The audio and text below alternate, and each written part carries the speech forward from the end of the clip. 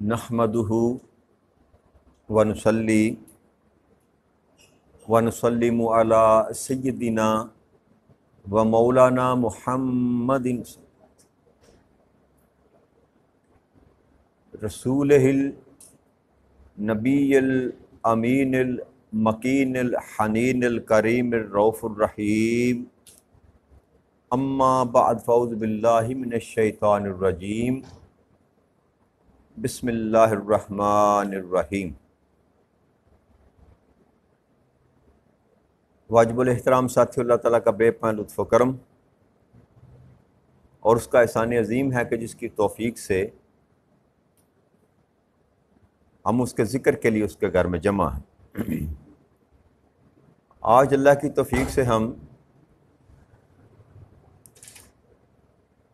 سورہ المائدہ کی آیت نمبر 104 سے اپنے سبق کا آغاز کر رہے ہیں۔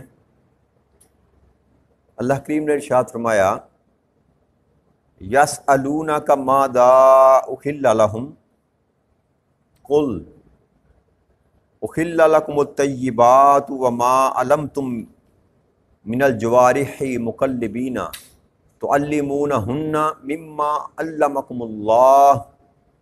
فَاكُلُوا مِمَّا أَمْسَكْنَ عَلَيْكُمْ وَاذْكُرُوا اسْمَ اللَّهِ عَلَيْهِ وَاتَّقُوا اللَّهَ إِنَّ اللَّهَ سَرِيعُ الْحِسَابِ۔ اے میرے حبیب مکرم صلی اللہ علیہ وآلہ وسلم، آپ سے یہ لوگ سوال کرتے ہیں کہ ان کے لیے کیا چیزیں حلال کی گئی ہیں،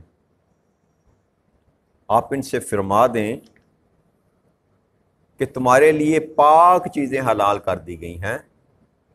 اور وہ شکاری جانور جنہیں تم نے شکار پر دوڑاتے ہوئے یوں سدھار لیا کہ تم انہیں سکھاتے ہو جو تمہیں اللہ سکھاتا ہے، سو تم اس میں سے بھی کھاؤ جو تمہارے لیے وہ جانور روک رکھے، اور شکار چھوڑتے وقت اس شکاری جانور پر اللہ کا نام لیا کرو، اور اللہ سے ڈرتے رہو، بے شک اللہ حساب میں جلدی فرمانے والا ہے۔ اس آیہ مبارکہ میں رب کریم نے اس سوال کا جواب دیا جو لوگ پوچھا کرتے تھے کہ کون سی چیزیں حلال ہیں۔ ایک یہ بھی اس میں روایت آتی ہے کہ جو مشرک تھے وہ یہ کہا کرتے تھے کہ جو جانور مر جاتا ہے تم اس کو نہیں کھاتے، خود مار کے کھا لیتے ہو، اس میں فرق کیا ہے؟ جو مر جاتا ہے وہ نہیں کھاتے، خود مارتے ہو تو کھا لیتے ہو، تو فرق اس میں کیا ہے؟ اس پر بھی اللہ کریم نے اس آیت کریمہ میں اس کا جواب دیا۔ تو اللہ نے فرمایا تمہارے لیے پہلی بات تو یہ ہے کہ جو چیزیں حلال کی گئی ہیں وہ طیب ہیں، پاک ہیں۔ طیب کا معنی ہوتی ہے صاف ستھری، اس کا معنی پاک بھی ہے، اور اس کا مطلب یہ بھی ہے کہ جو انسان کی طبع کو ناگوار نہ گزرے، ایسی چیز جو انسان کی طبع کو، مزاج کو ناگوار نہ گزرے، یہ ایک اس کا معنی ہے۔ اور دوسرا ایک قول یہ ہے کہ طیبات کا مطلب ہے کہ وہ تمام چیزیں جن پر حرمت کا حکم نہیں آیا، جن کو اللہ کریم نے حرام قرار نہیں دیا، وہ ساری کی ساری چیزیں جو ہیں وہ طیبات میں۔ اب جیسا کہ میں نے آپ سے عرض کی تھی کہ قرآن کریم کا یہ قاعدہ کلیہ اور قانون ہے کہ جس چیز سے منع کرنا ہوتا ہے محض ان کو بتا دیتا ہے رب کریم کہ یہ تمہارے لیے منع ہے، باقی سارے کا سارا جو حصہ ہوتا ہے اس کو چھوڑ دیا جاتا ہے، مباح اس کو کہتے ہیں۔ وہ انسان کی اپنی طبیعت پر منحصر ہے، کچھ کھا لے یا نہ کھائے، کچھ کر لے یا نہ کرے، لیکن جو جس پر پروہیبٹڈ ایریا جو ہوتا ہے، جائے ممنوع جس کو کہتے ہیں، بس وہ اللہ کریم بتا دیتا ہے۔ تو آپ زندگی میں بھی اپنی مثال دیکھیں نا کہ یہ پلکھو کا پل جو ہے ہمارا، اس پر کبھی بورڈ ایک لگا ہوتا تھا جی، اس سے آگے جانا ممنوع ہے، کبھی بورڈ ہوتا تھا لگا ہوا۔ اس طرح اور چیزیں ہیں، کچھ علاقے ایسے ہیں چھونی میں چلے جائیں یا کچھ سرکاری عمارت ایسی ہوتے ہیں وہاں پر لکھا ہوتا ہے پروہیبٹڈ ایریا، جائے ممنوع، یہاں پر جانا منع ہے، تو جہاں سے روکنا مقصود ہوتا ہے وہاں پر بورڈ لگا دیا جاتا ہے۔ دنیا کا بھی یہ قاعدہ ہے، یہ نہیں کہا جاتا یہاں آپ جا سکتے ہیں، یہ بورڈ آپ کو کہیں نہیں ملے گا کہ اس جگہ پر آپ جا سکتے ہیں، اس پل سے آپ گزر سکتے ہیں، یہ بورڈ نہیں ملے گا۔ یہ ملے گا اس پل پر سے آپ نہیں گزر سکتے، اس جگہ آپ نہیں جا سکتے۔ تو جہاں سے روکنا ہوتا ہے وہاں پر جو ہے وہ حد لگا دی جاتی ہے، بورڈ لگا دیا جاتا ہے، منع کر دیا جاتا ہے۔ اسی طرح قرآن کریم پورے کو پڑھ کر دیکھ لیں، جس بات سے رب کریم نے روکنا مقصود ہوتا ہے اللہ کریم منع فرما دیتے ہیں، یہ نہیں کرنا، باقی ساری کی ساری جو چیزیں ہوتے ہیں وہ مباح کے درجے میں آ جاتی، جائز ہیں۔ تو یہاں بھی اللہ نے فرمایا کہ تمہارے لیے حلال کر دی گئی چیزیں، لیکن کون سی جو طیبات ہیں، ایک تو جن سے تمہیں گن نہ آئے، جو تمہاری طبع کو پسند ہو، اور دوسرا یہ کہ جن پر حرمت کا حکم نہیں آیا،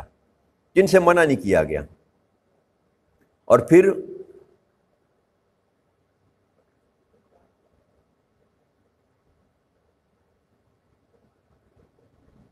وہ شکاری جانور جنہیں تمہیں شکار پر دوڑاتے ہوئے یوں صدار لیتے ہو کہ وہ تمہیں انہیں سکھاتے ہو جو اللہ تمہیں سکھاتا ہے۔ اس حصہ مبارکہ میں اللہ کریم نے جانور کے ذریعے جو شکار کیا جاتا ہے اس کو بھی حلال قرار دیا۔ جانور کے ذریعے، وہ آپ عقاب کے ذریعے کریں، شیر کے ذریعے کریں، چیتے کے ذریعے کریں، کتے کے ذریعے کریں، کسی بھی جانور کے ذریعے آپ شکار کریں، لیکن شرط یہ ہے کہ وہ صدایا ہوا ہو، شکاری کتا تیار کیا گیا ہو۔ اگر صدایا ہوا نہیں ہے تو ایسے کسی جانور نے اگر کوئی شکار کیا تو وہ آپ پر حرام ہے، وہ آپ پر، اگر مر گیا، اگر زندہ ہے تو پھر آپ اس کو تکبیر کر کے کھا سکتے ہیں، یہ کل ہم نے گفتگو کی تھی۔ لیکن جس جانور کو آپ نے صدا لیا، شکار کرنے کے لیے آپ نے اس کو ٹریننگ دے لی، اب جب اس کو آپ شکار پر چھوڑتے ہیں تو اس کے دبوچنے سے، اس کے زخم کرنے سے اگر جانور چلا جاتا ہے تو وہ حلال ہوگا، وہ حلال ہوگا۔ اور اس میں اللہ کریم نے ایک اور بات بتائی کہ جب تم شکار پر چھوڑو جانور کو تو بسم اللہ پڑھ لیا کرو، بسم اللہ پڑھ لیا کرو، یہ حکم ہے۔ لیکن اس میں بھی یہ کہنا بسم اللہ پڑھ دینا افضل ہے، بسم اللہ پڑھنا افضل ہے۔ اگر نسیان ہو جائے، انسان بھول جائے، بشرطے کہ جو جانور آپ نے چھوڑا وہ سکھایا ہوا ہے، وہ سکھایا ہوا ہے، اور اس کو چھوڑتے ہوئے آپ بسم اللہ کہنا بھول بھی گئے تو اس میں کئی اقوال ہیں کہ وہ جانور آپ پر حلال ہوگا، کیونکہ آپ نے وہ شکار کرنے کے لیے جانور کو چھوڑا اور آپ کا مقصد کھانا تھا۔ تو مسلمان اندر سے، مسلمان ہمیشہ پاک ہوتا ہے، یاد رکھیے گا، مسلمان ہمیشہ پاک ہوتا ہے۔ تو اگر غیر ارادی طور پر، ایک تو ہوتا ہے بندہ پڑھے ہی نہ، جان بوجھ کر نہ پڑھے گا تو گناہ گار ہوگا، بھول گیا، شکار چھوڑتے ہوئے بسم اللہ نہیں بھی کہا تو تب بھی اس میں اقوال آتے ہیں کہ اگر وہ جانور شکار کیا گیا تو وہ تم پر حلال ہوگا۔ اور اس میں ایک اور بات کہ آپ نے جانور چھوڑا پکڑنے کے لیے اور اس کے ساتھ کوئی دوسرا اور جانور مل گیا جو آپ نے سکھلایا نہیں، صدایا نہیں، اور وہ بھی اس شکار میں اگر شامل ہو گیا، اس جانور کو اس نے پکڑ لیا، تو پھر وہ جانور جو آپ پر حرام ہو جائے گا۔ وہ جانور اگر آپ کے صدائے ہوئے جانور کے ساتھ انٹرینڈ کوئی دوسرا جانور، کتا اس کے ساتھ مل گیا، شکار میں شامل ہو گیا اور دونوں نے جا کر شکار کو پکڑ لیا، تو ایسا شکار کیا ہوا جانور بھی آپ پر حرام ہوگا، حلال نہیں ہوگا۔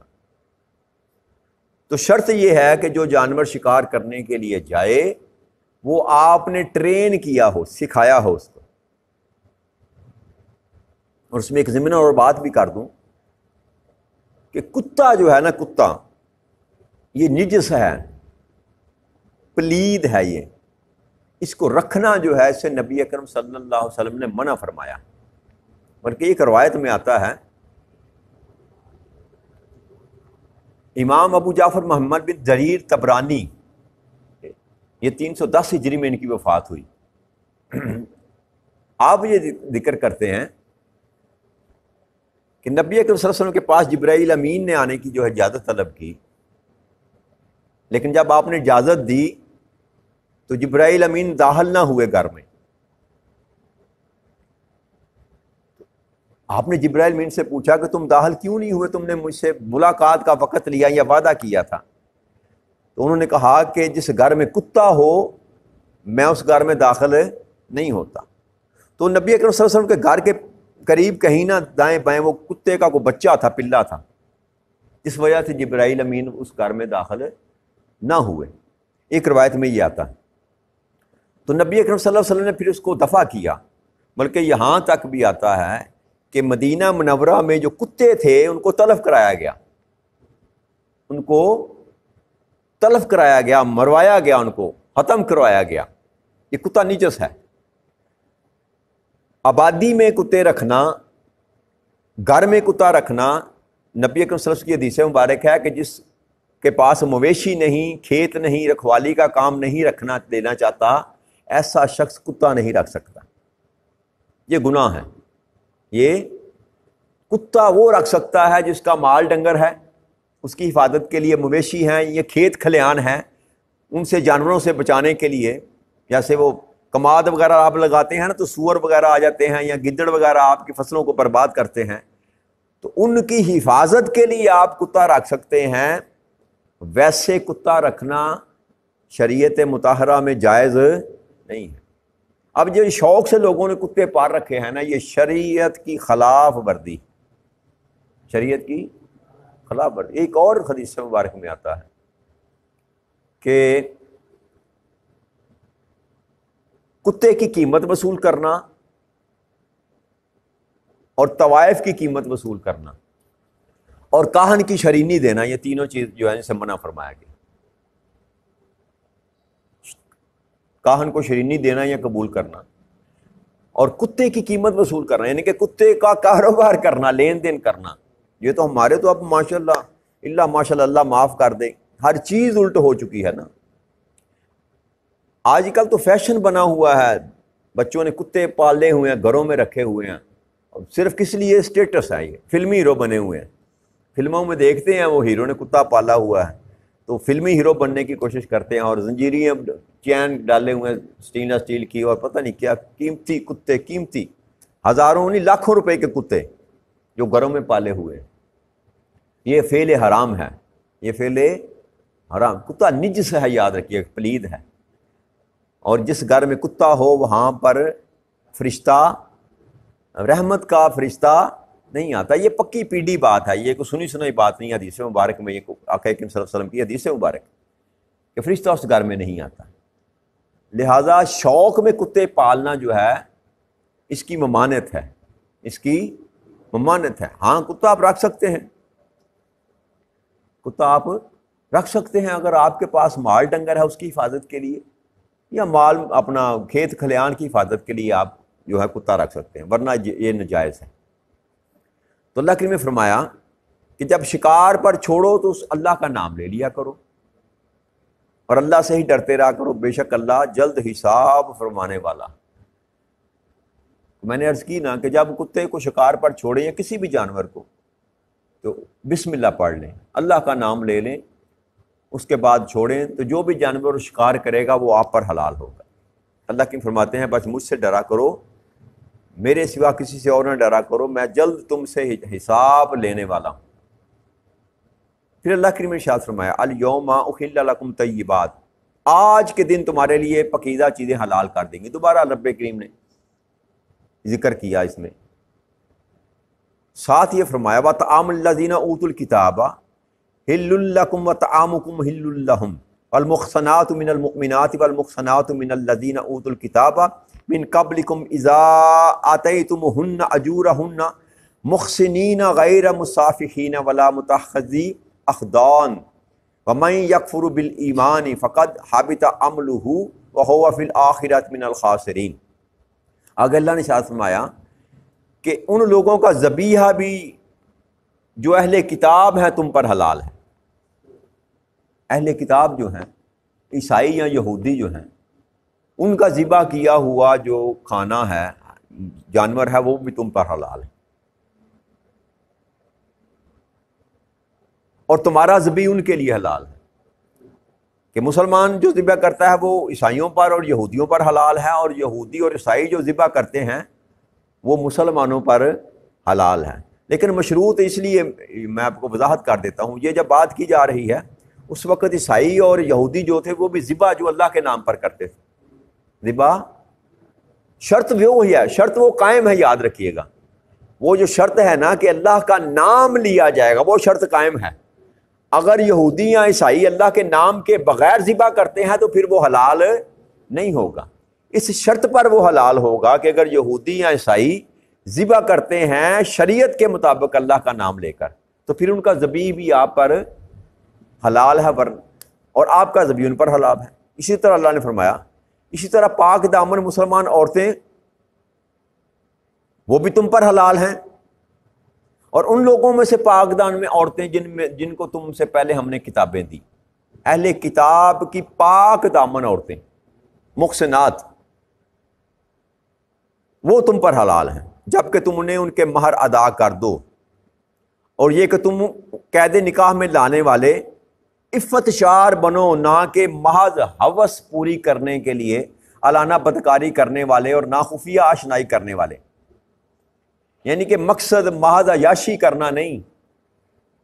کہ کچھ پسند آ گئی لڑکی کوئی عیسائی یا یہودی تو مقصد عیاشی کرنا نہیں، اس کو بیوی بنانے پر تمہارا جو ہے نا کنسنٹریٹ ہوئے، اس کے ساتھ نکاح کرنا چاہتے ہو، حلال حق مہر ادا کرو اور اس کو اپنی قید نکاح میں رکھنا چاہتے ہو۔ یہ جو پیپر میرج اور یہ ارینج یہ کی جاتی ہے نا، یہ بھی زیادتی ہے، یہ ظلم ہے، یاد رکھیے گا۔ اس سوچ کے ساتھ نکاح کرنا کہ اس سے مجھے ویزا مل جائے گا، مجھے پرمٹ مل جائے گا، مجھے رہائش مل جائے گی، جی ایسا سودا، اس کی اجازت، یہ دھوکہ ہے، سراسر دھوکہ ہے، یہ سراسر دھوکہ ہے۔ نکاح کیا جاتا ہے بیوی کو اپنا جیون ساتھی بنانے کے لیے، کاروبار کے لیے نکاح نہیں کیا جاتا۔ اسی اللہ کے نے یہاں پر فرمایا کہ تم ان کے ساتھ نکاح کر سکتے ہو، مہر ادا کرو، اور قید نکاح میں لانے والے ہو اگر تم عفت شار، نہ کہ محض لانیہ بدکاری کرنے والے یا خفیہ شنائی کرنے والے، چھپ چھپا کے تعلقات رکھنے والے یا اپنی ہوس پوری کرنے کے لیے کوئی تعلق قائم کرنے والے، نہ علانیہ طور پر نکاح کرو اس کے ساتھ۔ اور یہاں پر یہ بھی یاد رکھیے گا، یہ جو اہل کتاب کے ساتھ نکاح ہے اس میں بھی رائے ہیں دو، اس میں کئی اماموں کے قول ہیں۔ اس میں اب جو سلسلہ چل رہا ہے، اگر وہ کوئی اہل کتاب میں سے کوئی مشرک ہے، اللہ کے سوا کسی اور کو بھی معبود مانتا ہے، جیسے تثلیث کا عقیدہ ہے، حضرت مریم کو بھی کہتے ہیں مقدس ماں، مقدس باپ اور مقدس بیٹا، یہ عقیدہ ہے نا لوگوں کا، تو اگر اعلانیہ یہ علم ہے آپ کو کہ یہ مشرک ہے، اللہ کے سوا کسی کی عبادت کرنے والے ہیں، اس کے برابر کسی کو لانے والے ہیں، تو وہ مشرک ڈکلیئر کیا جائے گا، وہ اہل کتاب نہیں ہوگا، وہ اہل کتاب نہیں ہوگا۔ اور اسی طرح یہودی ہیں جو اللہ کے سوا اگر کسی حضرت عزیر کو اللہ کا بیٹا کہتے ہیں، ایسے لوگ بھی ہیں، یہودیوں میں مکتبہ فکر ایک ایسا ہے، تو جن کا عقیدہ یہ ہو کہ حضرت عزیر اللہ کے بیٹے ہیں، ایسا عقیدہ رکھنے والا جو عورت ہے اس کے ساتھ نکاح نہیں ہو سکتا۔ تو مرد کا تو تصور ہی نہ کریں کہ مسلمان عورت کا نکاح کسی اور کے ساتھ ہو سکتا ہے، اس کی تو مطلقاً اجازت نہیں ہے۔ مسلمان عورت کا نکاح کسی اور اہل کتاب کے ساتھ نہیں ہو سکتا۔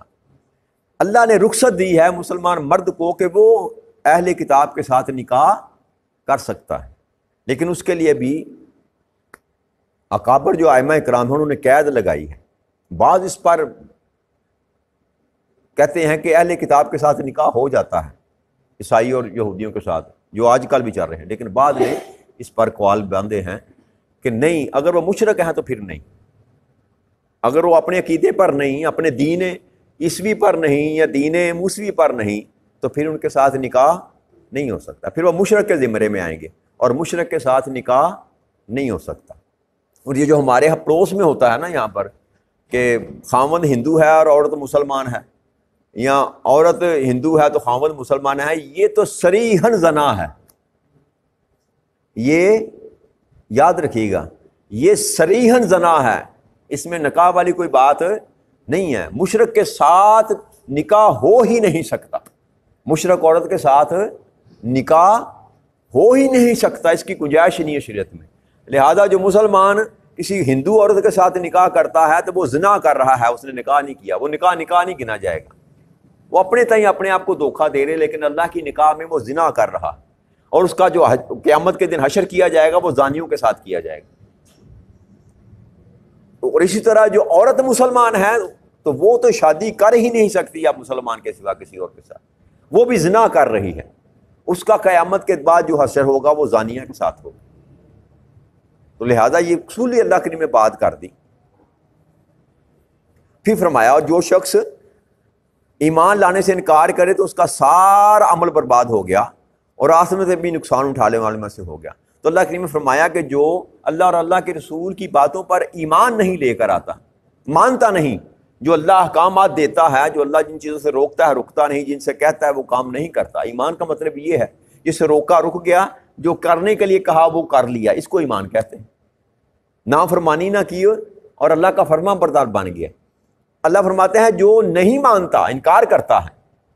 ایمان لانے سے انکاری ہے، تو ایسا شخص جو ہے اس کے سارے عمل برباد۔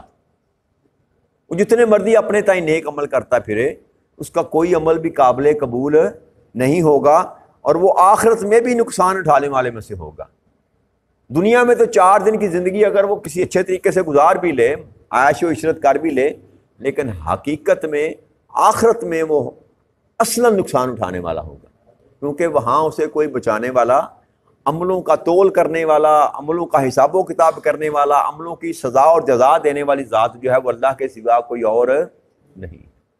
تو اس دعا کے ساتھ کہ رب کریم ہمیں توفیق عطا فرمائے کہ ہم دین کو سمجھ کر اس پر کما حقہ عمل کر سکیں۔ وما علینا الا البلاغ المبین۔ السلام علیکم ورحمۃ اللہ وبرکاتہ۔